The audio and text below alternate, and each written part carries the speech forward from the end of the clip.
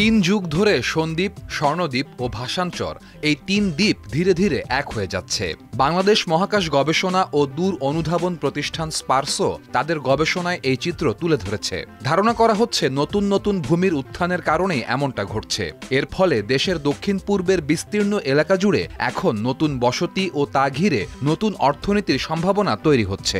স্পারসোর গবেষণায় বঙ্গোপসাগরের প্রাচীন দ্বীপ সন্দ্বীপকে ৩,০০০ বছরের পুরনো বলে উল্লেখ করা হয়েছে।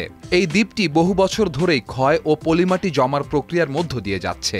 তাদের গবেষণায় আরও উঠে আসে ১৯৮৯ থেকে ২০২৫ সালের মধ্যে সন্দ্বীপের পাশেই জেগে ওঠে জাহাইজ্জার চর, যার বর্তমান নাম স্বর্ণদ্বীপ। এর পাশাপাশি ২০০৬ সালে মেঘনা মোহনার পলিমাটি জমে সৃষ্টি হয় ভাসানচরের। স্পারসোর গবেষকদের মতে সন্দ্বীপ, স্বর্ণদ্বীপ ও ভাসানচর একত্র হয়ে বর্তমানে একক ভূমিরূপে আবির্ভূত হয়েছে, অর্থাৎ তিনটি দ্বীপ এখন ভৌগোলিকভাবে প্রায় সংযুক্ত।